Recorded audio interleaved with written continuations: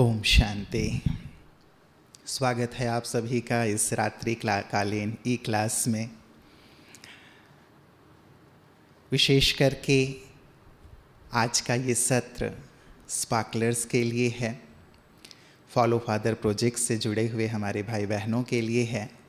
लेकिन हम जानते हैं कि बाबा का ज्ञान तो सभी के लिए है, इसीलिए आज जो भी भाई बहनें देश और विदेश से जुड़े हुए हैं, आप सभी का इस सत्र में बहुत बहुत स्वागत है, अभिनंदन है। विषय बहुत ही खूबसूरत है मित्रों, अचानक और एवर रेडी। 1936 से लेकर के सुप्रीम टीचर हमें पढ़ाते आ रहे हैं और हम जानते हैं कि पढ़ाई का संबंध एग्ज़ाम से है, पेपर से है। जब तक हम पेपर पास ना करें, एग्ज़ाम पास ना करें, तब तक ये कैसे समझा जाए कि हमने कुछ सीखा, कुछ समझा, कुछ जाना। उस पढ़ाई, उस एग्ज़ाम में फिक्स रहता है कि कब परीक्षा होने वाली है, लेकिन यहाँ ये बात फिक्स नहीं है कि कब हमारी परीक्षा होगी। वो अभी भी हो सकती है, 1 साल 2 साल के बाद भी हो सकती है। इसीलिए अचानक और एवर रेडी की बात बाबा ने कही है कि हमेशा कुछ भी हो तुम एवर रेडी रहो, और जो भी होगा वो अचानक ही होगा। बाबा एक पल बाद भी यदि कुछ होने वाला होगा तो तुम्हें नहीं बताएंगे, क्योंकि तब तो फिर पेपर वाली बात रहेगी ही नहीं। तो हम सब का ये सुंदर लक्ष्य है, हम सभी गॉडली स्टूडेंट्स का, कि हम पास विद ऑनर हों, राइट? यही लक्ष्य लेकर के हम सब पढ़ रहे हैं ना। तो जब तक पेपर नहीं होगा तब तक हम ये समझ नहीं पाएंगे कि हमारी स्थिति कैसी है। इसीलिए हम ये देखें कि हमारी वर्तमान स्थिति कैसी है और कितनी हमें तैयारी अभी करनी है। हम रेडी हैं या एवर रेडी हैं, और जो भी पेपर होगा उसमें हम पास विद ऑनर हो पाएंगे, पास होंगे, या फिर डैश डैश डैश। अपनी स्थिति को हमें वर्तमान समय से ही चेक करना है। इसीलिए बहुत महत्वपूर्ण विषय है जिस पर हम सबको बहुत गहराई से तैयारी करनी है।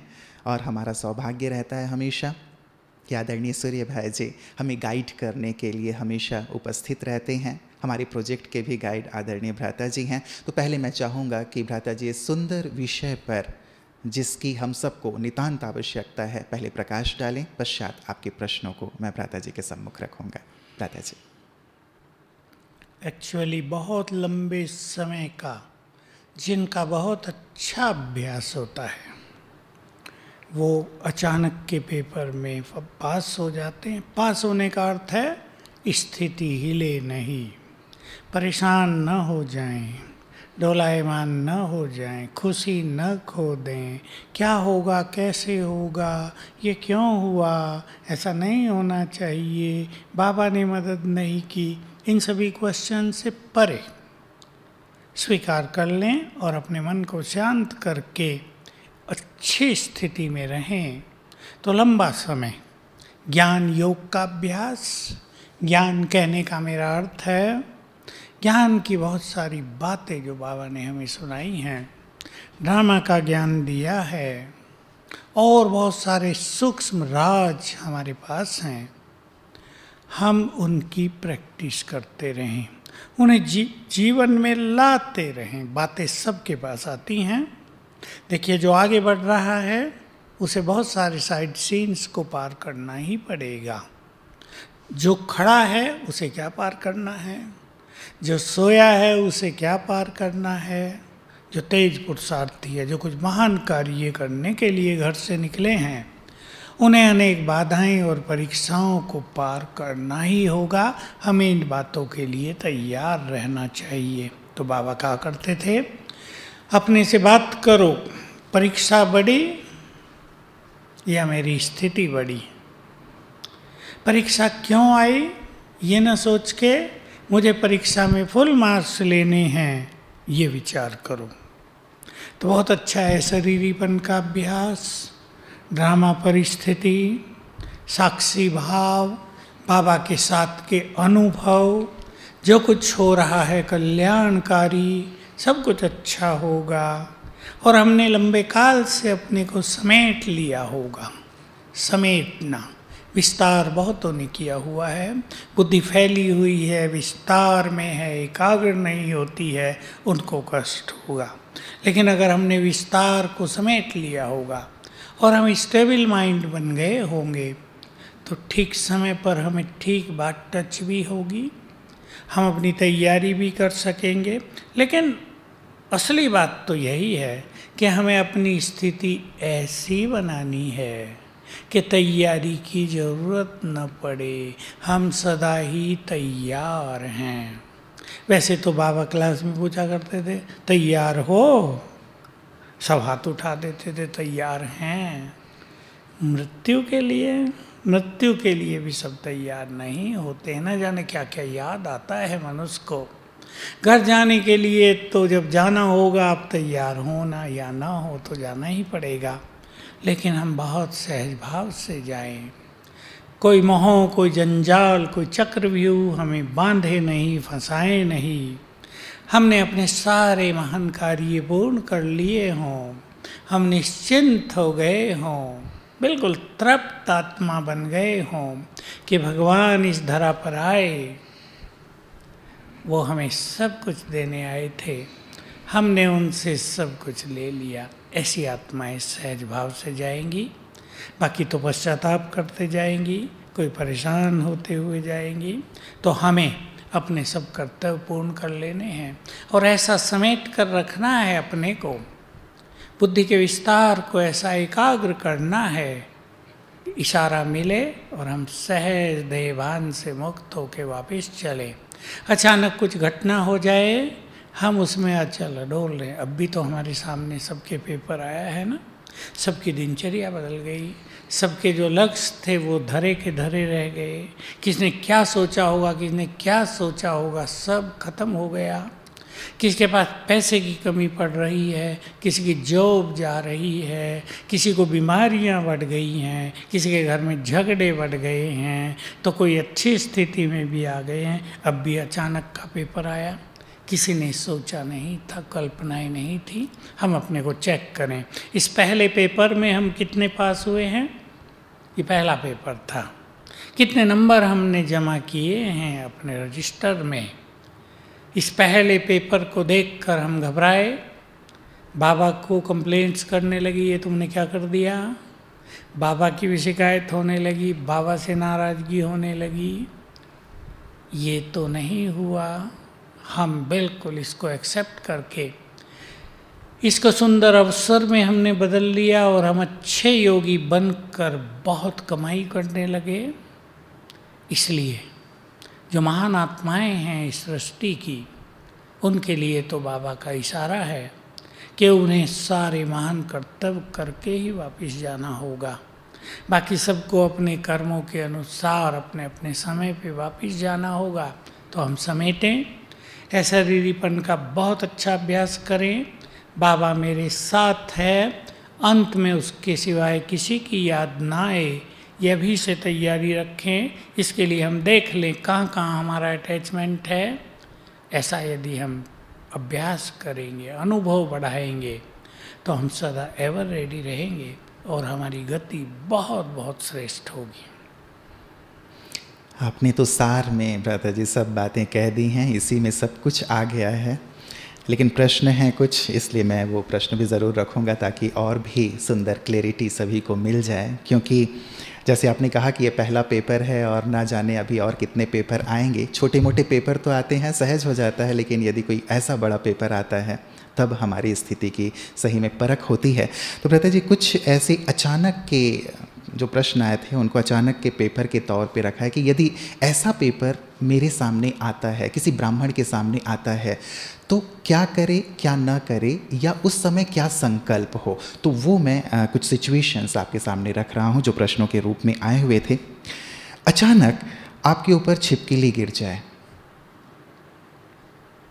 कुछ नहीं, छिपकली भाग जाएगी, वो डरती है हमसे, वो बेचारी तो हम परेशान डर हो जाते जाएगी। हैं। हाँ। अचानक गिरी, हम घबरा जाते हैं, तो वो तो एक सेकंड में हमारी स्थिति घबराहट की हो हाँ, गई ना। बस यही है कि हम इसको सहज भाव से ले, और हमें ज्ञान हो छिपकली काटती नहीं है बेचारी, वो बहुत डरती है, बहुत जेंटिल जानवर है वो, कुछ ऐसा खतरनाक नहीं। सांप गिर जाए तो डरने की बात थोड़ी लगती है, छिपकली आदि तो बहुत सिंपल है। हम जितने निर्भय होंगे, देहभान से मुक्त होंगे, तो ये चीज़ें सहल है। कभी कभी किसी के यहाँ कीड़ा आ जाता है, आजकल कीड़े बहुत है ना, कई तो ऐसे ऐसे करने लगते हैं, परेशान हो जाते हैं। हाँ। मेरे ऊपर भी आता है रोज सवेरे। आज तो एक पावरफुल आया, मैंने जो उसको प्यार से हटाना चाहा तो ये पूरा पकड़ लिया, फिर मैंने झटका, नथिंग, मैंने सोचा भी नहीं ये क्या था, काट न गया, कुछ नहीं। ये अपनी सहज स्थिति जैसी जैसी हम बनाते हैं, तो ये सब चीज़ें हमें, क्योंकि ब्रता जी प्रश्न इसीलिए है क्योंकि बाबा कहते हैं 1 सेकंड का पेपर होगा, तो उस 1 सेकंड में तो हम घबरा गए ना जाने कितने सेकंड निकल गए। इसीलिए बस इसीलिए लंबे समय से निर्भयता की स्थिति, साक्षी भाव अगर होगा तो इन चीज़ों में हम घबराएंगे नहीं, ये बड़ा ऑटोमेटिक है। सहज भाव से गिर गई, हमें जैसे पता भी नहीं चला कुछ गिर गया, गिर के उतर गई, तब हम देखेंगे ये तो उतर भी गई, ऐसी स्थिति होनी चाहिए, ये हो जाएगी। सिविल वॉर की बात बाबा कहते हैं, मान लीजिए हम घर में हैं, घर में आग लगा दी गई और बाहर तलवार लेकर लोग खड़े हुए हैं, ना अंदर रह सकते ना बाहर निकल सकते। देखिए, जो बाबा के सच्चे बच्चे हैं, जिन्होंने बाबा के कार्यों में बहुत सहयोग दिया है, जिन्होंने विकारों को आग लगाई है, उनके सामने ये परिस्थिति नहीं आएंगी, इसलिए परेशान होने की जरूरत नहीं। जी जी जी। संकल्प ये रखें कि जो श्रेष्ठ आत्माएं हैं, योगी हैं, जिनकी छत्र छाया स्वयं भगवान है, उनको ये परीक्षाएं नहीं आएंगी। अचानक पता चला, अब इनके प्रश्न है तो मैं रख रहा हूँ ब्रता जी, अचानक पता चला, क्योंकि ये भी तो हो सकता है ना, जिसके लिए मैं मेंटली तैयार रहूँ। अचानक पता चला कि मैं कोविड पॉजिटिव हूँ। घबराएं नहीं, बस आया है सो चला जाएगा, बहुतों को आया है, ठीक हो गए पेशेंट, हम भी ठीक हो जाएंगे। पानी चार्ज करके पिएं, थोड़ा अपने शरीर को भी योगदान दें, और जो भी चीज़ें मिले, आजकल काढ़े वाड़े बहुत पिला रहे हैं, गर्म पानी अच्छा भी पीते रहें और आप ठीक हो जाएंगे। डरे तो मरे, ये स्लोगन याद रखना है। जी जी, बस कुछ डरना नहीं है जी। अचानक मेरे किसी प्रियजन की मृत्यु हो जाती है, जवान बेटे की मृत्यु हो जाती है अचानक, बिना किसी कारण। ये बड़ी परीक्षा आती है बहुतों के सामने, और इसमें कुछ लोग फेल हो जाते हैं, थोड़े लोग पास भी हो जाते हैं, क्योंकि अचानक होता है। कभी कभी ऐसा होता है, अभी बच्चा था, आधे घंटे में नहीं है। बहुतों के साथ ऐसे हो गया है। अब माताएं तो माताएं हैं, फिर इमोशनली भी जुड़ी रहती हैं, आंसू भी आ गए, कुछ हो गया, ये कोई बड़ी चीज़ नहीं है, लेकिन स्थिति बहुत हिल गई। क्यों हुआ? बाबा को ही गाली देने लगे, मेरे जवान बेटे को क्यों ले लिया तुमने, और नहीं मिले थे क्या तुम्हें अच्छे लोग दुनिया में, मेरा ही मिला था क्या? तो स्थिति हिल गई, बाबा को भी छोड़ दिया, ये फेलियर हुआ। लेकिन जल्दी ही अपनी स्थिति संभाल ली तो नो प्रॉब्लम, पास हो गए। जी जी जी। मुझे लगता है कि हम सब चेक करते चलें कि ये सिचुएशन नहीं आएंगे जैसे भ्राता जी ने कहा है, बट स्टिल पेपर हमारे पास किस प्रकार के आ सकते हैं, लोगों के सामने यदि आ रहे हैं, हम यदि उस सिचुएशन में हैं तो हमारी स्थिति कैसी हो, हमें मुझे लगता है कि चेक करते चलना चाहिए ताकि हम एवर रेडी की ओर बढ़ सकें। भ्राता जी, एक और प्रश्न है कि आप जंगल से गुजर रहे हैं, अचानक आपके सामने भालू आ गया, अचानक। बस यही है कि आप घबराएं नहीं। अगर आप डर गए तो आप सरेंडर कर देंगे, वहीं गिर जाएंगे और भालू कर लेगा जो उसको करना। आप कह देंगे लो भाई मैं तो गिर गया, अब तुम्हारी ड्यूटी है, जो चाहे करो। लेकिन अगर आप निर्भय होंगे तो भालू से आराम से आप बच के निकल सकते। भालू कोई ऐसा जोर से अटैक नहीं कर लेता। इधर उधर आप हो जाएं तो भालू समझ में नहीं पाएगा क्या होगा और आप निकल सकते हैं। लेकिन फिर भी अगर आप योगयुक्त होने के अभ्यासी हैं और आपका अच्छा योग है तो भालू शांति से निकल जाएगा। आप लेटे हैं, आपके बिस्तर पर सांप चढ़ गया और सीने पे ही आके बैठ गया। हाँ, बड़ा भारी, आपने तो शंकर वाली उदाहरण दे दिया। अब सीने पे आकर ही बैठ गया तो कह देना बैठे रहो भाई, लो कर लो क्या करना तुम्हें। ऐसा होगा नहीं। हम अगर योग युक्त होते हैं, और इसलिए बाबा कहते हैं जब सो रात को तो योग युक्त होकर सो तो बाबा तुम्हारी सुरक्षा करेगा, प्रकृति भी तुम्हारी सुरक्षा करेगी।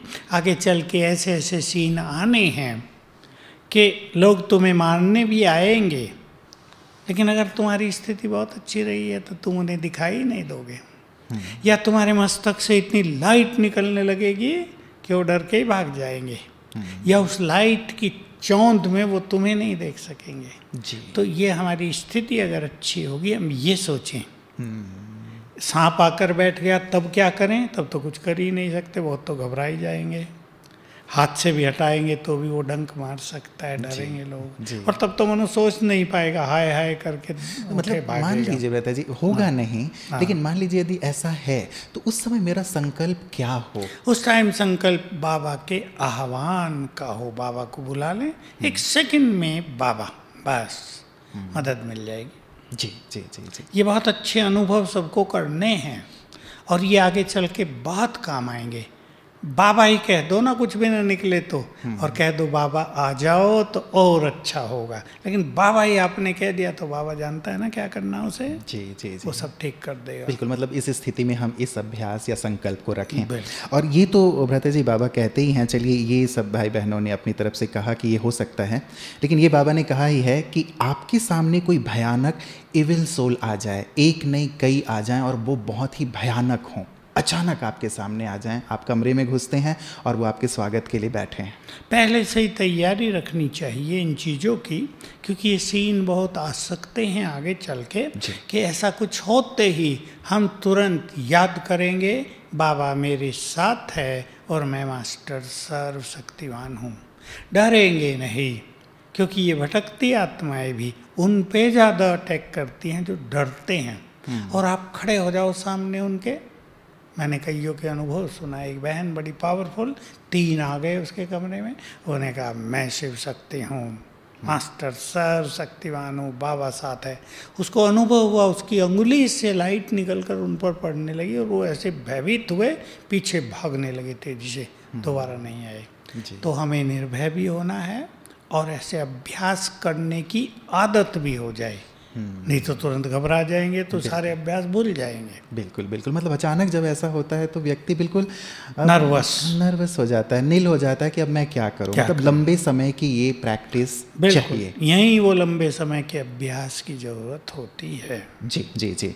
भ्राता जी यदि भूकंप आता है, हम घर में हैं, पूरा परिवार हमारे साथ हैं, हम 3री या 4थी मंजिल में हैं, और इतना तेज़ भूकंप है कि वो दीवारें गिरने लगें सब, तो ऐसे में देखिए जो उस समय संभव हो, बाहर जाना, कमरे से बाहर निकलना, वो तो कर लेना चाहिए, लेकिन बाबा ने एक चीज़ सिखाई थी साकार में ही कि अगर धरती हिलने लगे तो तुम योग युक्त हो जाओ।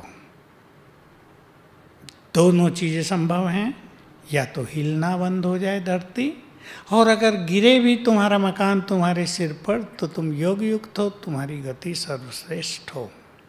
ये बाबा सिखाते थे, यही हमें करना चाहिए, क्योंकि अगर हम भाग दौड़ करेंगे तो भाग दौड़ करने वालों को कई बार पैरालाइज हो जाते हैं, सीढ़ी से उतर रहे, टूट के ऊपर गिर गया मकान, न योग रहा न जीवन रहा, कभी कभी ऐसा होता आधे मरे आधे जिंदे रह गए, तो वो कठिन काम है। स्थिर योग युक्त तो प्रकृति दासी हो जाएगी। सिविल वॉर, अचानक लोग घर में प्रवेश करते हैं और परिवार वालों की बेरहमी से जैसे मारना पीटना शुरू कर देते हैं, इज्जत पे से भी खिलवाड़ करते हैं, स्थिति क्या हो? वही मैंने बताया कि अगर हमारी स्थिति बहुत अच्छी होगी, अगर हमने बाबा के कार्यों में बहुत सहयोग दिया होगा, तो इन परिस्थितियों से बाबा अपने बच्चों की सुरक्षा करेगा, और बहुतों के पास तो ये चीज़ें आएंगी नहीं, क्योंकि ये बहुतों के अनुभव हो चुके हैं कि लोग मारने आ रहे हैं, झुंड का झुंड आ रहा है, लेकिन जैसे ही वो उनके घर के आसपास पहुंचते हैं उनके विचार बदल गए, अब उधर चलो, या इतने में मिलिट्री आ जाती है और वो भाग जाते हैं। तो ऐसे बहुत सारे खेल चलते रहेंगे, इसलिए हमें उस टाइम भागदौड़ करने की बजाय, परेशान होने की बजाय, क्योंकि ऐसे समय में परिस्थितियां बहुत विकराल होती हैं, मैंने 2 घटनाएं ऐसी बड़ी सुनी है, लंबी लंबी, जो बहुत भयानक युद्ध चले हैं 2 बड़े शहरों में, तो कोई किसी की सुनता नहीं, सब में पागलपन हो जाता है और जैसे विनाश काले विपरीत बुद्धि हो जाती है।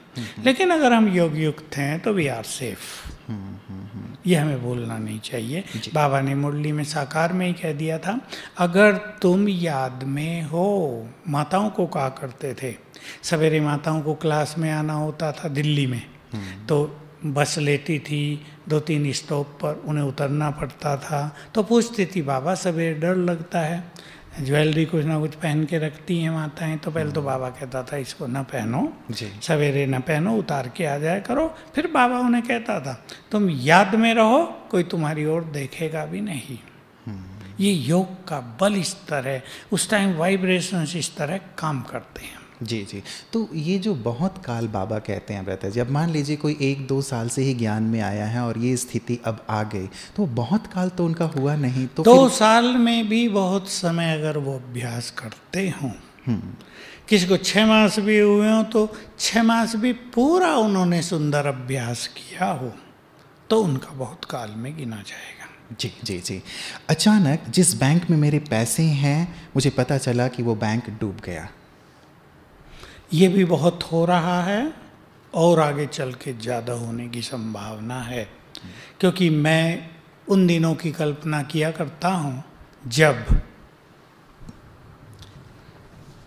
भूकंप बहुत होने लगेंगे, सड़कें टूटने लगेंगी, ट्रांसपोर्टेशन फेल हो जाएगा, अफरा तफरी सब, जैसे ऐसा जैसे अब लॉकडाउन में हुआ ना, संसार जैसे रुक गया, ऐसे ही तब होगा, संसार रुक जाएगा एक बार। ऐसे में जो कुछ होगा उसे हमें स्वीकार करके ही चलना है। पैसा आया है, जाएगा, इसलिए जब तक ये है हमारे पास, हम इसे सेवा में यूज करके पुण्य भी कमा लें, अपने परिवार को भी सुख दे दें, अपने लिए भी कुछ ऐसी चीज़ें रख लें ताकि अगर 6 मास तक हमें कुछ न मिले तो कोई कठिनाई न हो परिवार को। इतना हर बुद्धिमान व्यक्ति को, समझदार व्यक्ति को कर लेना चाहिए। फिर भी ऐसा होगा जिनकी स्थिति अच्छी होगी तो 4 घंटे के लिए बाजार खुल जाएंगे, भाई ले आओ जो कुछ है लाना। और स्थिति अच्छी नहीं होगी तो जब आटा खत्म होगा उसी दिन कर्फ्यू लग जाएगा कि भाई अब तो बाहर नहीं निकल सकते, अब कर लो जो करना है। तो स्थिति का बहुत ज़्यादा महत्व रहेगा, क्योंकि स्थिति श्रेष्ठ है तो प्रकृति पूरी सहयोगी है, सिचुएशन सारी अनुकूल हैं। जी जी। मान लीजिए मेरी स्थिति उतनी अच्छी नहीं है, तो क्या तब बाबा मदद नहीं करेंगे? बाबा तो पहले ही मदद कर रहा है ना, हम उसकी मदद को स्वीकार कर लें, उसकी मदद ले लें। बाबा ने कह दिया जब परीक्षाएं आती हैं ये नियम नहीं होता कि टीचर मदद करें। जी जी, इसीलिए मैंने पूछा। पहले टीचर पूरी पढ़ाई पढ़ाता है, जोड़ लगवाता है, और जब परीक्षा देने विद्यार्थी बैठ गए तो फिर तो उसे देखना ही है, फिर तो इन्विजिलेटर है, कॉपी भी नहीं करने देगा, अब लिखो भाई जो तुम्हारी तैयारी है। लेकिन फिर भी जिनका योग बहुत अच्छा है, जिन्होंने बाबा का बहुत आह्वान किया है, जिसको ये अनुभव हो गया कि बुलाते ही वो आ जाता है, वो तब भी बस आ जाओ और बाबा आ जाएगा और उन्हें सुंदर अनुभव होंगे। बिल्कुल। तब ऐसा होगा कोई आएगा कह रहे भाई लो हमारे घर में 5 किलो आटा एक्स्ट्रा है तुम ले लो। कई सेंटर वाले हमें सुनाते हैं जी जी कि बाबा किसी को भी टच करता है कोई ना कोई दूध दे कर जाता है। कोई कहता है हमारे घर में सब्जी ज़्यादा आ गई थी आधी आप ले लो, आसपास जो भी बाबा के बच्चे रहते हैं, तो इस तरह उनका कार्य सफल हो जाता है। बिल्कुल। मेरे घर में जो संपत्ति रखी हुई है, जेवर रखे हुए हैं, अचानक कोई चोर सब कुछ लेके चला जाता है, मैं करोड़पति से रोडपति हो जाता हूँ। तो रोड पे चलना अच्छा है, तेजी से दौड़ो। करोड़पति थे तो मैंने जीवन भर की कमाई चली गई मेरी। ये भी कईयों के साथ हुआ है। मुंबई में ही एक परिवार है, उसके साथ हुआ, उसके घर में कारपेंटर्स जो काम कर रहे थे उनको भनक पड़ गई, सब देख लिया 2-4 दिन में, किया सब। तो अचानक जब वो लूट के ले जा रहे थे तो ये घर में प्रवेश कर रहे थे, बाहर कहीं गए थे, तो इस माता ने बड़ी हिम्मत करके एक थैला तो छीन लिया, बाकी लेके भाग गए, और माल था 50 लाख का, ज्वेलरी थी, हीरे थे, लेकिन इन्होंने पुलिस आदि को रिपोर्ट की, मेरे से भी कांटेक्ट किया, मैंने इनका योग शुरू करवाया और 1 मास में सारा मिल गया। अरे वाह। तो बहुत अच्छा हुआ। उन्होंने फिर बाबा की सेवाओं में भी लगाया। बहुत समीप बाबा के बच्चे हैं वो, जी। अच्छे पैसे वाले साहूकार हैं, सिंधी लोग हैं मुंबई के। तो ये ऐसी चीज़ है, बाबा इसके लिए एक चीज़ कहते हैं, उस पर सबको गौर करना चाहिए कि बच्चे अपना सब कुछ इंश्योर कर दो। बाबा ने इंश्योर कंपनी खोली है ना, गॉड्स इंश्योर कंपनी, उसमें इंश्योर कर दो, हवाले कर दो बाबा के। तो अगर तुम्हारा कुछ जाएगा भी वो तो तुम्हारा नहीं जाएगा, वो बाबा का दे दिया ना तुमने, उसका जाएगा और उसका रिटर्न तुम्हें गोल्डन एज में मिलना ही है। और मैं ये भी कहूँगा कि बहुत कुछ यज्ञ सेवा में लगा देना चाहिए ताकि वो सफल हो जाए। फिर बाबा भी बहुत ध्यान देता है और प्रोटेक्ट करता है। बहुत सुंदर। भ्राता जी, क्या ऐसा भी हो सकता है, बाबा तो प्रोटेक्ट करते ही हैं, सब कुछ हमने बाबा को अर्पित करके रखा है, हमारी स्थिति भी अच्छी है, लेकिन क्या ये भी संभव है कि हमारी परीक्षा लेने के लिए भी ये स्थितियाँ हमारे सामने आए कि हमने कैसी स्थिति बनाई है? ये भी संभव है, और हमें ये रियलाइज कराने के लिए भी कि तुम्हारा इन चीज़ों में कितना मोह ममत्व था, तुमने इन सबको रखा तो था। कुछ लोग ऐसे हैं रख देते हैं इमरजेंसी पीरियड के लिए जी।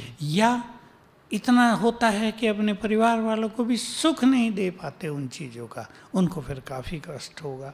और ये हमारी परीक्षा भी थी। तो जिसकी स्थिति बहुत अच्छी है, जिसने बहुत ईश्वरीय खजाने प्राप्त किए हैं, उसको तो लगेगा अब सब कुछ ही जाने वाला है, गया जाने दो, सतयुग में अथाह धन संपदा मिलने वाली है। थोड़ा बहुत संकल्प चलेगा, शांत हो जाएगा मन। ये अच्छी स्थिति है। बहुत सुंदर। भ्राता जी, अचानक मुझे ये पता चलता है कि मेरा जो बहुत करीबी रिश्तेदार है, दोस्त है, मे भी पति या पत्नी है, ये पता चला कि वर्षों से वो प्रेम की आड़ में मुझे धोखा दे रहा था, चीट कर रहा था, बेवफा निकला। अभी आजकल कलयुग में तो ये बेवफाई की कहानियाँ लाखों हैं। मेरे पास तो बहुत फ़ोन आते हैं, ये माताओं के भी, भाइयों के भी। ये बेवफाई तो दुनिया में कलयुग में एक रस्म सी बन गई है। मैं तो कहता हूँ भाई, अब बहुत बहनें या भाई इस कारण से बाबा के पास आ गए, परेशान हुए, बेचैन रहने लगे, संसार से विरक्ति होने लगी। यहाँ कोई किसी का नहीं, कोई सच्चा प्यार नहीं करता है, सब स्वार्थी हैं। तो बाबा के पास आ गए। तो मैं तो उन्हें हंसी में कहा करता हूँ, उन्हें धन्यवाद दो, तुम्हें भगवान से मिला दिया, नहीं तो तुम मिलते क्या, उधर ही मस्त रहते। इसलिए ये सब है, इसे स्वीकार करके अपने को प्रभु प्रेम में अगर आप मगन कर दें तो इन चीज़ों के इफ़ेक्ट से आप ऊपर आ जाएंगे। बहनों पर इसका इफ़ेक्ट थोड़ा ज़्यादा आता है। जब वो देखती हैं उसका साथी कहीं और लग गया है तो उन्हें नींद भी नहीं आती। भाई लोगों को तो आदत पड़ी होती है कई जगह लगे रहने की, लेकिन माताओं के लिए ये बहुत बड़े सदमे की बात होती है। माताओं को बहुत समझाता हूँ, अपनी स्थिति न बिगाड़ो। आपकी स्थिति अच्छी रहेगी तो परिस्थिति बदल भी जाएगी। उसको योगदान दो, उस सबकॉन्शियस माइंड के लेवल पर उससे बातें करो, उसे अच्छे थॉट्स दो। उसको वहाँ से हटाने का, कहने से नहीं हटाया जा सकता, लेकिन उसके माइंड को जागृत करके, जो सोया हुआ है, जो अज्ञान का पर्दा उसके ऊपर आ गया, जो विषय वासनाओं का दबाव आत्मा पर आ गया है, उसको जैसे ही आप निकालेंगी तो उसको जागृति होगी, आई एम रॉन्ग, और उनमें सुधार की पूरी संभावना है। नहीं तो समय सबको सुधारेगा आप। जी, इसलिए हम इंतज़ार उस समय का कर लें और अपनी स्थिति को थोड़ा सा बना के रखें। भ्राता जी, अचानक के और कहीं हैं, लेकिन केवल 2 मैं और लेके आगे बढ़ूँगा। जैसे केदारनाथ में वो घटना हुई थी, आपको याद होगा, जब बाढ़ आ गया था तो बहुत सारे लोग बह गए थे, लापता हो गए थे केदारनाथ में। तो वैसे ही यदि अंत में अचानक ही इस प्रकार की कोई आपदा आई, हमारा कोई प्रियजन लापता हो गया, उसकी बॉडी नहीं मिलती, तब फिर दिक्कत होती है। या फिर कहीं सिविल वॉर की स्थिति हो गई, हमारे परिजन वहाँ फंस गए, अचानक हमें ये सूचना मिलती है कि वो लापता हो गए हैं, क्या हो? देखिए, ये तो अब कोरोना में भी हो रहा है, बिल्कुल यही हो रहा है। कई लाशों को तो गुम ही कर दिया जाता है, ये तो आज के ही न्यूज में था। और कई तो अपने परिवारजनों की, प्रियजनों के अंतिम दर्शन भी नहीं कर पा रहे हैं। कौन कहाँ गया, उसको जलाया गया या फेंक दिया गया, किसी को कुछ पता नहीं चलता, बेचारे मन मार के रो के रह जाते हैं। ये स्थिति अब भी चल रही है।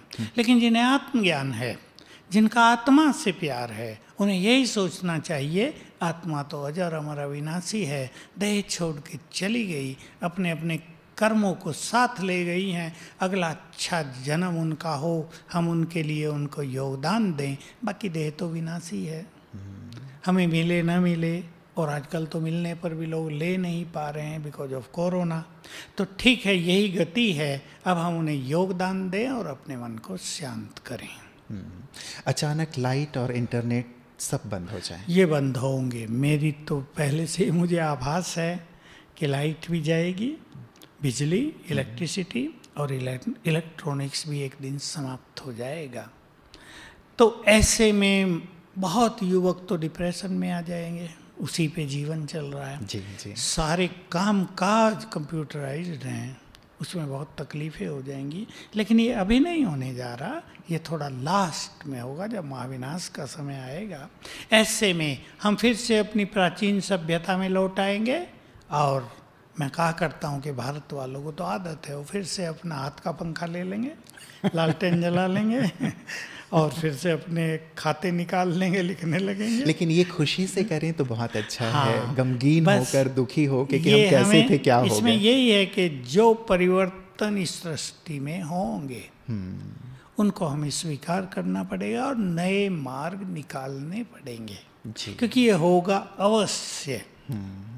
ये सब चीज़ें आई हैं। देखो, भारत में बहुत लोग तो नहीं जानते होंगे, प्राइम मिनिस्टर राजीव गांधी थे, वो भारत में ये इलेक्ट्रॉनिक्स को लाए थे। उससे पहले तो कंप्यूटर कहीं कहीं होता था, टीवी भी बड़े शहरों में ही थी। जी। वो ये सब लाए थे, उन्होंने टीवी के ये पिलर्स लगवाए थे। हम रेडियो पे सुना करते थे, आज 80वां लग रहा, 84वां लग रहा है, आज वहाँ लगा, आज वहाँ लगा। तो टीवी का और इलेक्ट्रॉनिक्स का बढ़ावा उन्होंने दिया, तो आए हैं। तो उससे पहले भी संसार सुखी था, वैसे ही चलते थे सारे कारोबार। जी। और उसके बाद भी सुखी रहे। मतलब हमें ऐसे सहज और सरल होना होगा और सब चीज़ों को एक्सेप्ट करना होगा, ऐसी सुंदर स्थिति बना के रखनी फिर रहेगा मनुष्य को। जी। ब्रता जी, एक चीज़ कई बार मेरे ध्यान में आती है, ये व्यक्तिगत मेरा प्रश्न है, जो बाबा कहते हैं 1 सेकेंड का पेपर, तो ये हमारा 1 सेकेंड है या भगवान का 1 सेकेंड? भगवान का 1 सेकेंड तो बहुत लंबा होता है लेकिन 1 सेकेंड तो कुछ होता नहीं। 1 सेकेंड माना अचानक हो गया, हम सीढ़ी उतर रहे हैं, पैर स्लिप हो गया, हड्डी टूट गई, ऐसे पेपर आ जाते हैं। हमें भी समझ में नहीं आया, बहुतों को होता है, समझ में नहीं आता हम गिरे कैसे, ये हुआ क्या। एक्सीडेंट भी ऐसे ही होते हैं कि अचानक कुछ सामने आ गया, कुछ पता ही नहीं चलता ये क्या हो गया अचानक। इसको 1 सेकेंड कहते हैं। जी। और बाबा जो ये कहते हैं कि अंत में दुखों के पहाड़ टूटने हैं, गिरने हैं, वो दुखों के पहाड़ यही हैं जो हमने वर्णन किया या कुछ और भी हैं? और भी कुछ ज़्यादा हैं। देखिए, ये भी सब हैं, लेकिन सबसे बड़ा दुखों का कारण बनेगा मनुष्य का मोह। जब उसे दिखाई देगा कि उसके प्रियजन जा रहे हैं, जिनमें उनकी जान थी, प्राण समाये हुए थे, वो सब चले गए, तो मेंटल इफेक्ट बहुत आ जाए। कई का तो दिमाग सुन्न हो जाएगा, कुछ सोच ही नहीं पाएंगे, देख रहे तो देखते ही रह जाएंगे, आंखें भी खुली की खुली रह जाएंगी। फिर आपदाएं विपदाएं बहुत आएंगी, जैसे एक पूरा का पूरा शहर नीचे चला गया, एक पूरा का पूरा कंट्री सागर में समा गया। क्योंकि ये होना है, धरती अपने एक्सिस पर जब सीधी होगी तो बहुत सारे देश के देश, बड़े बड़े भूखंड जलमग्न हो जाएंगे। इसलिए बाबा ने मुरली में कहा कि भारत को छोड़ के, भारत का भी साउदर्न पार्ट और सारा संसार जलमग्न होगा।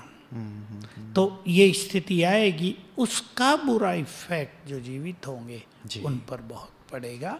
ये होंगे दुखों के पहाड़, और ये उन पर नहीं गिरेंगे जो नष्टोमोहा बन गए होंगे, जो इस स्मृति में रहेंगे कि तो खेल पूरा हो रहा है ना, मरने वाले तो शरीर है ना, आत्मा थोड़ा ही मरी, आत्माएं तो अपने घर मुक्ति धाम में जा रही हैं।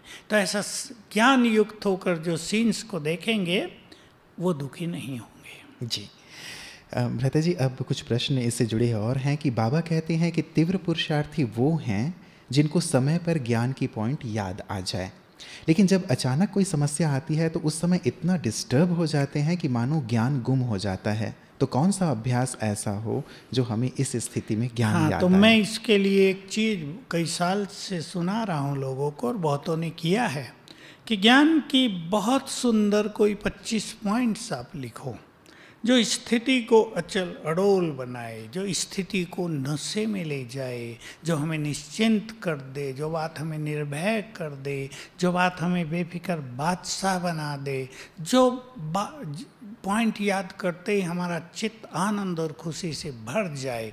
उन्हें पढ़ते रहो, उनकी प्रैक्टिस करते रहो, तो जब ऐसी परिस्थिति आएगी तो वो बातें याद आ जाएंगी। जी, हम अपनी सूक्ष्म चेकिंग कैसे करें कि हम अंतिम के अचानक पेपर के लिए तैयार हुए हैं या नहीं, और इसके लिए कितने समय का अभ्यास चाहिए? देखिए, समय तो इसमें दिया नहीं जा सकता। किसी को इसमें 80 साल लगे हैं, किसी को 50 साल लगे हैं, कुछ लोग 2-4 साल में भी तैयार हो जाते हैं। इसमें मुख्य रूप से सहज भाव से जीवन को चलाना, सहज भाव से हर घटना को देखना, और अपने को बाबा की सीट पर बैठाओ जरा, कि बाबा हर घटना को जैसे देखता है मैं भी वैसे ही देखूं। अगर ये अभ्यास हम लंबा समय से करेंगे, लंबा समय माना 2-4 साल भी, ताकि वो हमारा संस्कार बन जाए, तो समय पर वो चीज़ें हमें याद आ जाएंगी। वैसे 21 दिन में भी संस्कार बन जाता है, लेकिन क्योंकि हमारे उल्टी जो चीज़ें हैं वो 2500 साल की हैं, इसलिए 21 दिन उसके लिए पर्याप्त नहीं है। कम से कम 21 मास तो अच्छा अभ्यास होना ही चाहिए। बिल्कुल व्रता जी, इसी से जुड़ा हुआ, यहाँ तो नहीं है, बाबा कहते हैं कि अंत समय में 5 विकार जो हैं फुल फोर्स से आक्रमण करेंगे। तो अभी भी हम देखते हैं कि कोई ना कोई विकार तो है ही हमारे अंदर, वो चलो बाहर से पता नहीं चलता, लेकिन बहुत गहराई से चेक करो तो पता चलता है कि ये है। तो ऐसे में तो फिर अंत समय में वो आकर्षण हमें कर ही लेगा। बस हम लंबे समय से ये अभ्यास करें, मैं आत्मा परम पवित्र हूँ। थोड़ा अच्छा अभ्यास करते रहें, मैं आत्मा, मैं पवित्रता का फरिश्ता हूँ, मैं विजयी रतन हूँ, मैं माया जीत हूँ, मैं बाप समान हूँ। तो ये स्थिति हमारे जो विकारों के बीज हैं उन्हें नष्ट करती जाएगी। और अगर कोई बीज थोड़ा सा अंकुरित भी होगा तो उसको जल्दी समाप्त कर देगी। तो बहुत अच्छे स्वमान के अभ्यास, बहुत अच्छे अशरीरीपन के अभ्यास हमें इस चीज़ से मुक्त रखेंगे। जी, क्या गृहस्थियों के लिए अलग पेपर होंगे, समर्पित वालों के लिए अलग होंगे, और क्या गृहस्थियों को भी अंत समय में वर्ल्ड स्टेज पर सेवा करने का अवसर मिलेगा? देखिए, इसमें गृहस्थ और समर्पणता, कुमार या कुमारी, माता या पुरुष, इसकी बात नहीं। जिसकी स्थिति महान बन गई वो वर्ल्ड स्टेज पर आ जाएंगे। उनमें माताएं भी हो सकती हैं, तो कुमार भी, तो कुमारियां भी, समर्पित भी और गृहस्थ वाले भी। इसमें खेल श्रेष्ठ स्थिति को बनाने का है। रही बात पेपर्स की, थोड़ा थोड़ा अंतर तो हो ही सकता है। मान लो हम टीचर बहने हैं तो हमारा भी तो अपने सेंटर से मोह रहता है। गृहस्थी माताएं हैं आप, गृहस्थी माताओं का भी अपने घरों से मोह रहता है। दोनों की स्थिति थोड़ी समान सी हो जाती है। लेकिन कभी कभी जो सेवाओं में निमित्त हैं उनके पेपर थोड़े सूक्ष्म भी होते हैं। मान का पेपर आता है, मैंपन का पेपर आता है, ईर्षा द्वेष के पेपर आते हैं। यह हम गृहस्थी के पास तो होते नहीं हैं। थोड़ा थोड़ा अंतर होगा, पर नॉर्मली पेपर सबके समान होंगे। प्रथा जी, एवर रेडी का मतलब क्या है, और हमें किन किन बातों में एवर रेडी रहना है? देखिए, एक तो निर्मोही बनने में सबसे बड़ा जो खेल है निर्मोही स्थिति का होगा। दूसरा, देहभान को छोड़कर 1 सेकंड में अशरीरी होने में। तीसरा, साक्षी भाव की स्थिति में। और चौथा, योग युक्त होने में। इन चीज़ों में हम एवर रेडी रहें, यानी फट से कर सकें, तो हमारी विजय ही विजय है। जी, शायद अगले प्रश्न का उत्तर भी इसमें आ गया भ्राता जी, फिर मैं पूछ रहा हूँ कि हमारे अंदर कौन सी कमियां मूल रूप से अंत समय में बाधक बन सकती हैं, और उनको हम कैसे दूर करें? देखिए, कोई भी संस्कार अगर लंबे समय से चला आता है, मान लो किसी में एक संस्कार है फीलिंग का, किसी में एक संस्कार है छोटी छोटी बात में परेशान हो जाने का, किसी में संस्कार है छोटी सी बात में इरिटेट हो जाने का। तो जो संस्कार लंबा समय चला है वही अंत में सामने रहेगा। कुछ परिस्थिति ऐसी बन जाएंगी, वही हो जाएगा और वो हमारी स्थिति को गिराने का कारण बन जाएगा। बाबा ने कहा है कि वो होगा जो कभी स्वप्न में भी नहीं सोचा था। जब कोई परिस्थिति हम इमेजिन कर सकते हैं तो उसके लिए स्वयं को तैयार कर सकते हैं, परंतु अननोन को फेस करने के लिए हम स्वयं को कैसे तैयार करें? देखिए, कुछ भी अननोन हो या नोन हो, यही बातें हैं कि अगर हमने लंबा समय साक्षी भाव का अभ्यास कर लिया है तो साक्षी भाव से हम सहज भाव से हर चीज को देखेंगे, विचलित नहीं होंगे, तुरंत विचलित हम नहीं होंगे और मार्ग ढूंढ लेंगे। जैसे बात थी कि सामने भालू आ गया, जी जी, अगर हम विचलित नहीं होंगे तो बचने का मार्ग ढूंढ लेंगे। बहुत सारे मार्ग होते हैं, हमारे यहाँ भील होते हैं, वार कर देते हैं, छोटी सी दांती होती है घास काटने को, उससे वार कर देते हैं भालू पर, भाग जाता है।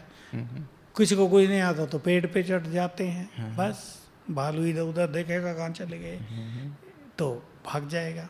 तो हम लंबे समय से साक्षी भाव में रहें, अभ्यास करें, जो कुछ हो रहा है यही सत्य है, अपने को सहज भाव में लाएं। ये बहुत सुंदर प्रैक्टिस इसके लिए चाहिए हमें लंबे समय की।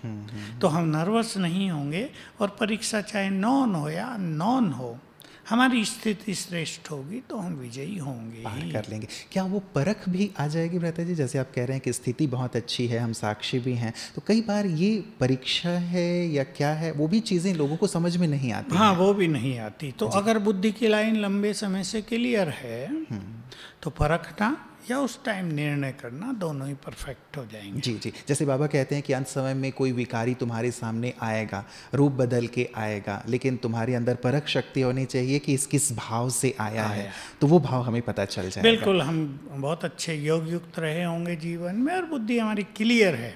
और एक चीज और कि किसी की बातों में जल्दी ही आ जाने की आदत ना हो। कुछ लोग ऐसे आ जाते हैं, अभी भी आ जाते हैं सेंटर पे, बड़ी बड़ी मीठी बातें करेंगे, ज्ञान हमें बहुत अच्छा लग रहा है, बस बाबा ही बाबा, अब तो हम समर्पित हो जाएंगे, हमारे पास धन है, सब लगा देंगे। भोली बहनें उनके चक्रव्यूह में फंस सकती हैं, लेकिन जो बुद्धिमान हैं वो समझेंगे ये कहाँ से बोल रहा है, तो ये परख शक्ति भी आ जाती है। जी जी, आप जो बार बार लंबे समय की बात कह रहे हैं, अब हमारे पास कितना समय है ये तो हम नहीं जानते, बहुत कम है, दिखाई भी देता है। तो मेरी दिनचर्या कैसी हो, कैसे मैं क्या क्या बातें अपनी दिनचर्या में शामिल रखूं कि ये सारी बातें एक लंबे समय की प्रैक्टिस में आ जाएं रहते जी?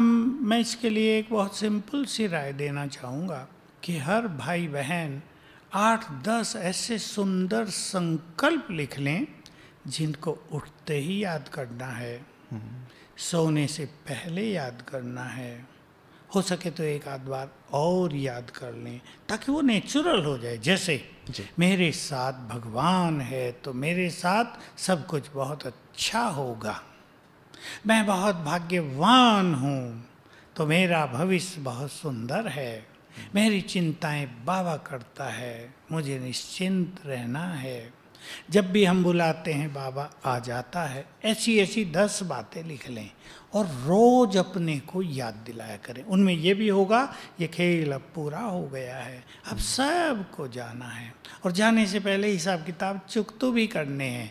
हमारे प्रियजन भी हिसाब चुकतू करेंगे और सारा संसार भी। अब भी हम देख रहे हैं ना जी, कोरोना हो रहा है, बहुत लोगों की समझ में नहीं आ रहा करें क्या। और सच बात यह है कि कोई कुछ कर भी नहीं सकता, कोई कुछ नहीं कर पाएगा, सब सरेंडर कर चुके हैं कोरोना के आगे, क्योंकि ये कर्मों का खेल हो रहा है। जिसके कर्म ऐसे हैं उस पर उसका बुरा इफेक्ट हो रहा है, बाकी सब लोग खुशी से जी रहे हैं संसार में। तो ये ऐसी चीज होगी, एक तो ये ऐसी 10-12 बातें लिखें जिनकी रोज अपने को स्मृति दिलाएं, तो वो थोड़े समय में भी पक्की हो जाएंगी। रोज 3 बार याद दिलाने लगे तो लंबा समय क्या, 1 साल में वो बहुत नेचुरल हो जाएगी। तो इस तरह अगर हम एक इंटेंस तपस्या इसे कहते हैं, अच्छी घोर तपस्या इसे कहते हैं, ऐसी करेंगे कुछ चीज़ों की, ड्रामा के ज्ञान की सब आत्माएं अपना अपना पार्ट बजा रही हैं। वही हो रहा है जो कल पहले हुआ था, नथिंग न्यू। ये प्रैक्टिस है हमारी। तो ये चीज़ें हमें अचल अडोल बनाएंगी और फुल पास कराएंगी। जी जी जी, मतलब इनकी लगातार हम प्रैक्टिस करते जाएं। दादाजी एक चीज़ समस्या के रूप में ये भी आ रही है भाई बहनों की कि पता है कि समय इतना क्रिटिकल हो गया है, होता जाएगा, बट स्टिल हम जैसा पुरुषार्थ करना चाहते हैं वैसा नहीं हो रहा है, चाहने के बाद भी नहीं हो रहा है। तो ये क्या चीज़? इसके कारण बहुत सारे हैं। तो अगर कोई लंबे समय से ज्ञान में है तो मैं एक बात रोज कह देता हूँ आजकल क्लासेज में कि जिन्होंने लंबे काल से, माना 10 साल मान लो, टाइम वेस्ट बहुत किया, पुरुषार्थ नहीं किया जी, तो अब ये समय जो है उनको साथ नहीं दे रहा है, बदला ले रहा है। और जिन्होंने इस समय को सदुपयोग किया, बहुत अच्छे पुरुषार्थ में लगाया, ये समय उनके लिए वरदान बनकर आ गया है। तो कईयों के पुराने संस्कार उनको पुरुषार्थ नहीं करने दे रहे, कईयों के सूक्ष्म विकार उनको पुरुषार्थ नहीं करने दे रहे, कईयों में व्यर्थ की आदतें बहुत पड़ी हुई है, वो कुछ सूक्ष्म विकार हैं जो उनको पुरुषार्थ नहीं करने दे रहे। इसलिए अपनी चेकिंग करके थोड़ा सा कुछ दिन अंतर्मुखी होकर बाबा से बातें करें, अपने स्वमान को जगाएं, अपने अंतर चित्त को स्वच्छ करें। हालांकि ये समय लेगा, परंतु ये सब होगा। अगर मनुष्य चाहे तो वो सब कुछ ठीक कर लेता है। और जब हम करना चाहते हैं तो हमें याद रखना चाहिए बाबा की बहुत मदद हमें मिलने लगती है।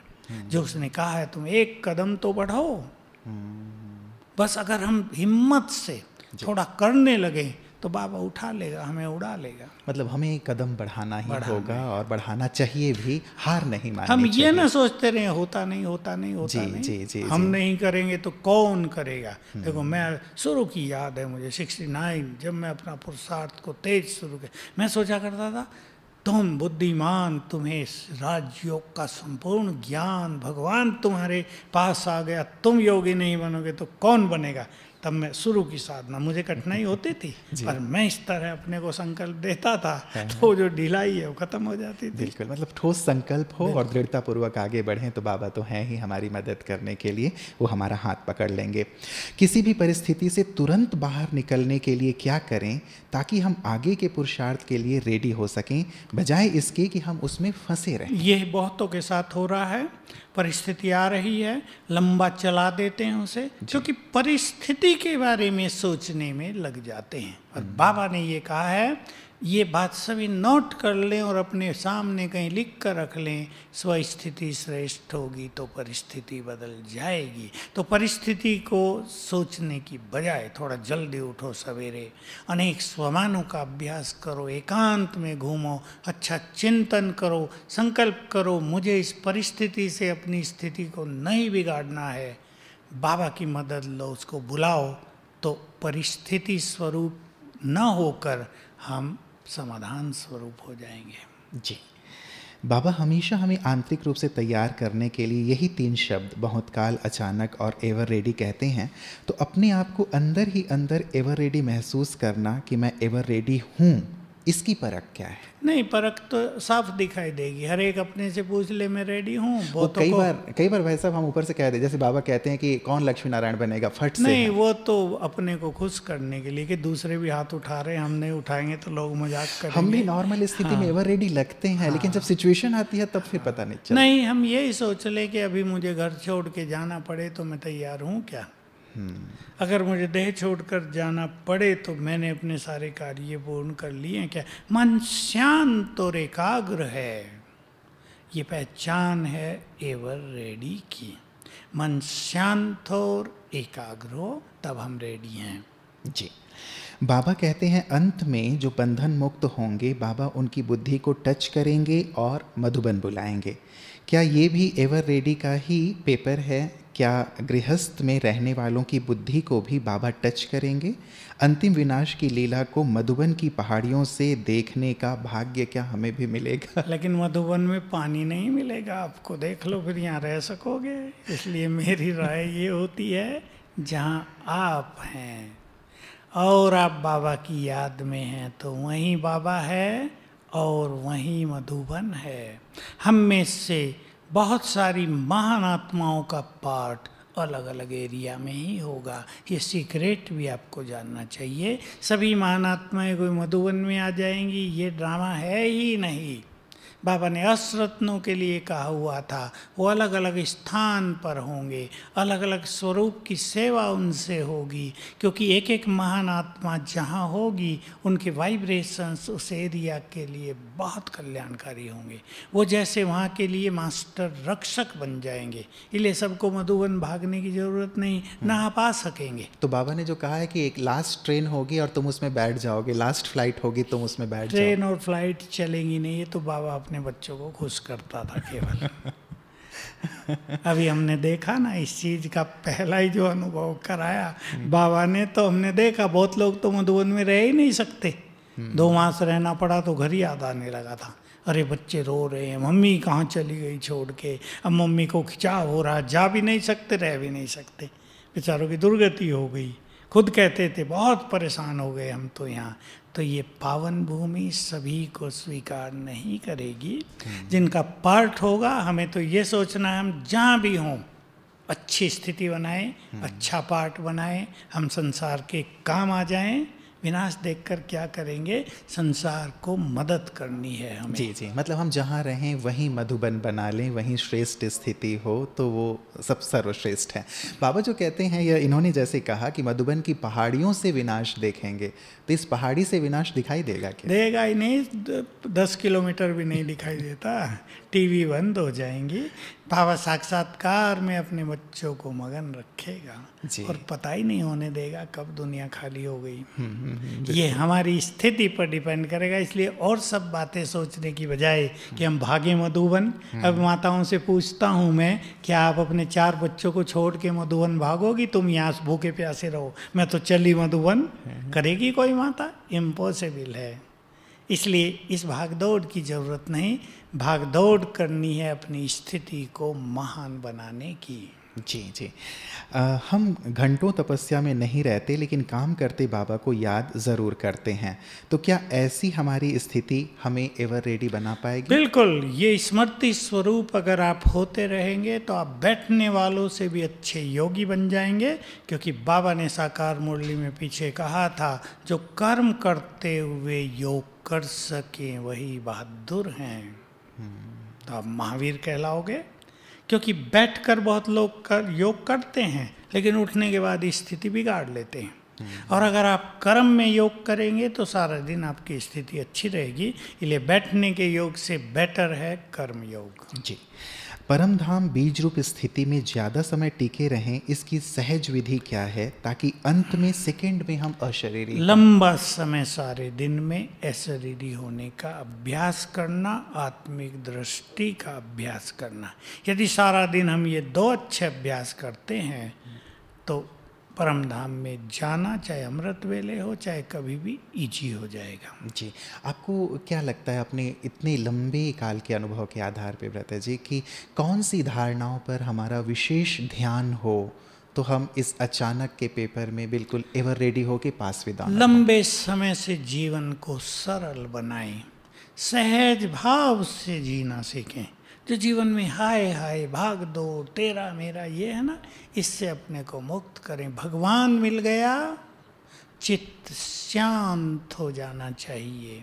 भगवान मिल गया, उसका संपूर्ण ज्ञान मिल गया, उसके खजाने मिल गए, वरदान मिल गए, उसकी दृष्टि मिल गई तो संतुष्ट हो जाना चाहिए।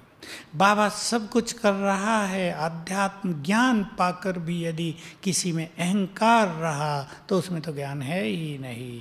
तो ईगो लेस हो जाना चाहिए। स्वचिंतन को बढ़ाने के लिए अंतर्मुखी और एकांत हो जाना चाहिए। बस ये 4-5 धारणाएं ध्यान देंगे। सबके लिए प्रेम और शुभ भावनाएं, मीठी दृष्टि, तो स्थिति अच्छी, वातावरण अच्छा, परिवार अच्छे, निर्विघ्न जीवन। बहुत सुंदर। ब्रता जी, एक चीज़ ये आपने इस समय में भी लंबे काल में देखा होगा कि कुछ आत्माएं अपने आप को कहती थी कि हाँ हम बिल्कुल तैयार हैं, लेकिन अंत समय उतना भला या सुहेला नहीं हो पाया, या वो एवर रेडी दिखाई नहीं दिए। क्या कारण आपको लगा? कारण ये रहा, उन्हें पता ही नहीं था कि रेडी होना किसे कहा जाता है। वो सोचते थे हम तो रेडी हैं, बाबा मिल गया, वाह योग लगाते हैं, लेकिन निर्मोही बनना, ममता और आसक्तियों को छोड़ देना, जो पकड़ी हुई हैं हमने चीज़ें, किनारे पकड़े हुए हैं, उन्हें छोड़ देना, इसकी पहचान भी सबको नहीं हो पाती है। जिनको वो हो जाएगी वो छोड़ देंगे। जी, अंतिम प्रश्न रहता है जी मेरी तरफ से ही, सभी भाई बहनों के लिए ही। बाबा कहते हैं कि मैं तुम्हें पलकों में बिठा करके ले जाऊंगा, मैं तुम्हें जैसे अपनी बाहों में झुलाते हुए लेकर के जाऊंगा। ये स्थिति किन आत्माओं की होगी? अभी से हम क्या करें इसके लिए? इसका अर्थ होता है कि बहुत प्यार से हम चले जाएंगे, बिना कष्ट पाए चले जाएंगे। जैसे जाना हमारे लिए आनंदकारी होगा तो हम स्मृति स्वरूप रहेंगे। ये दुनिया जा रही है, अब नव युग हमारे लिए बाबा ला रहे हैं, एक सुंदर संसार बाबा ने हमारे लिए रच दिया है, बस यहाँ से छोड़ के हमें यहाँ जाना है। और जिन्होंने बाबा की आज्ञाओं का बहुत पालन किया होगा, जिन्होंने बाबा के कार्यों को सफल किया होगा, ये थोड़ी गहरी बात है जी, बस उन्हें लगेगा बाबा प्यार से बाहों में छुपा कर, पलकों में छुपा कर ले गया, सेकंड का ही तो काम होगा बिना कष्ट के। बहुत बहुत शुक्रिया भ्राता जी। ऐसा लग रहा है कि सचमुच हम भी अब उस तैयारी को बहुत गहराई से करें जिसके लिए बाबा कहते हैं कि हाँ, तुम्हें पास विद ऑनर हो करके जाना है। आपने हमारे सभी प्रश्नों का बहुत ही गहराई से उत्तर दिया है और हम इस पर बहुत गहराई से पुरुषार्थ करेंगे, ऐसा हम आपको आश्वासन देते हैं, क्योंकि आपने इतना अमूल्य वक्त हमें दिया है। अंत में चाहेंगे भ्राता जी कि 2 मिनट ज़रूर हम सबको बहुत सुंदर योग का अभ्यास कराएं। मुझे योग में जहाँ बीज रूप की बात है, उसके साथ बाबा का आह्वान, उसकी दृष्टि लेना, उसका हाथ सिर पर अनुभव करना, ये बहुत बहुत भाता है। तो यही करेंगे। बुलाएं बाप दादा को। हे प्राणेश्वर, हे खुदा दोस्त, हम आपके प्यारे बच्चे आपका आह्वान कर रहे हैं। अपना धाम छोड़कर हमारे पास आ जाओ।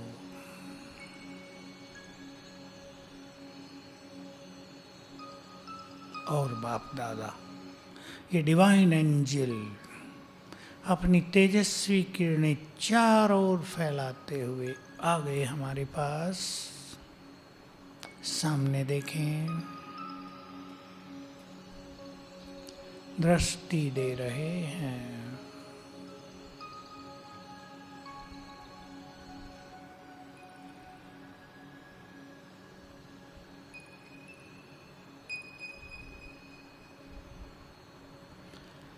अपना वरदानी हाथ मेरे सिर पर रख दिया है।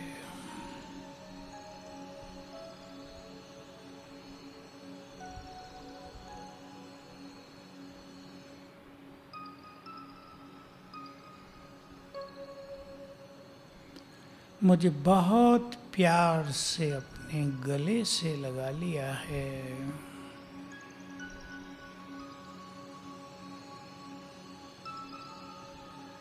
और सोख लिए मेरे सारे दुख दर्द विकार विकर्म, कर दिया मुझे निर्मल और बहुत लाइट।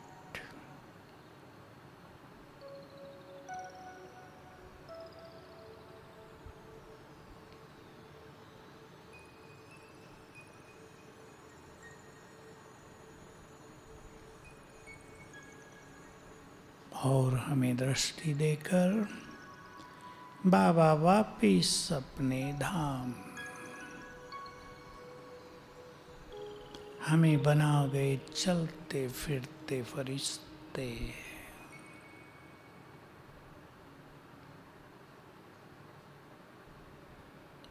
ओम शांति।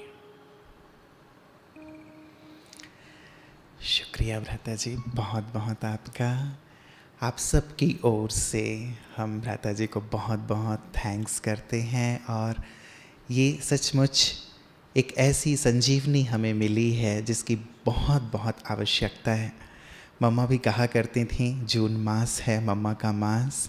मम्मा कहती थी कि हर घड़ी को अंतिम घड़ी समझ करके चलो। तो हम भी हर घड़ी को अंतिम घड़ी माने, मान लो अभी मुझे चलना है तो क्या तैयार हूँ। यदि इस प्रकार से हम अपना पुरुषार्थ करेंगे तो निश्चित रूप से उस अंतिम घड़ी के लिए, उस अचानक की घड़ी के लिए हम तैयार होंगे।